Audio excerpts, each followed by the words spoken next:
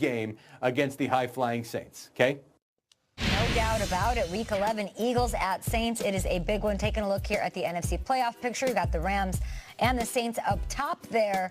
How's it shaken out to you so far, Shriggs? There's only one defending Super Bowl champion in the entire playoff picture, and that's at the bottom of the hunt. Okay. I don't know. It doesn't seem too good. Here's what happened yesterday. I brought up the question at the table. Out of all those guys on the right, pick the team that's in the hunt that you think will end up in the playoffs. And I'm sorry to bring this up again today, but none of you picked the Eagles. None of you picked the Eagles.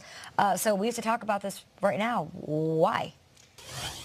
It doesn't feel the same, and it doesn't feel like the games they were winning last year with such fun and surprise. It's just not happening. And for me to answer it as Peter Schrager not there every day and saying, here's why, I wouldn't do it justice. But I would turn to Jason Kelsey, the man who wore the mummer's costume, the guy who was that guy. And he had this quote yesterday. Last year, it just seemed like everybody was clicking. We had guys like Brent Selleck, who had been there for a long time, who was very accountable. Torrey Smith, who had been in the league for a long time, very accountable. Matt Collins was a guy that gave great effort. LeGarrette Blount, all these running backs that they had their limited amount of stuff that they had to do, but they knew what to do, and they knew what to do those things. And the key word, what we're missing, accountability. Something tells me when the longtime center is saying accountability is that you're watching things on film, you're watching things play out on the field, and it seems like on Monday morning and Tuesday morning, no one's saying, that's on me, or no one's saying, I can be better at that. When the center's telling me that, it tells me that everyone's pointing fingers a little bit, and it's the coaches, it's the players, it's everything.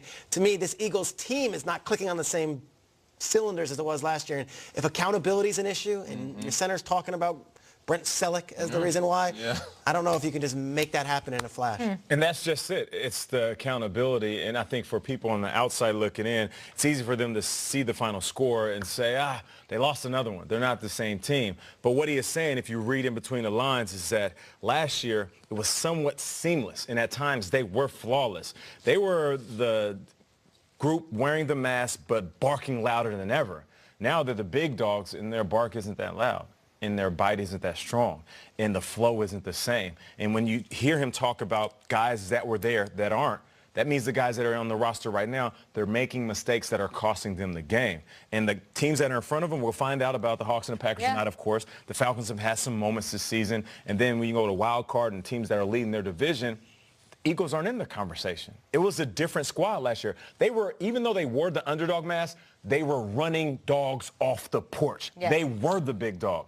This year, it's completely different. It seemed like every other team saw the big dog on the porch, and they're not scared anymore. And I had them out. We did our playoff pictures, right, for the NFC and the AFC. I was one of the table that didn't have the Eagles. I got so much grief for it. To me, it was because of what you're saying, the rest of the teams also looking better and the NFC being so tough.